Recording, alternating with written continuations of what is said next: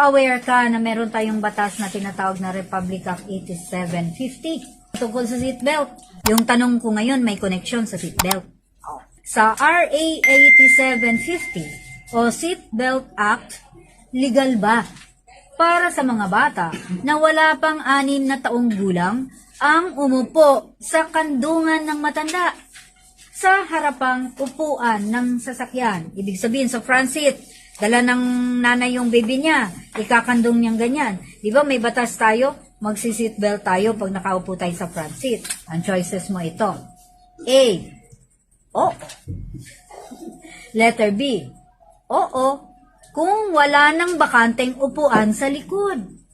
O letter C. Hindi. Palagay mo. Letter C. Hindi. Kasi ang mga batang 6 na taong gulang ay hindi dapat pinapasakay sa front seat kahit kalong-kalong pa ng magulang or adult. Ito ay dapat sa likurang bahagi, second seat ng sasakyan, at dapat nga ay nasa child car restraint.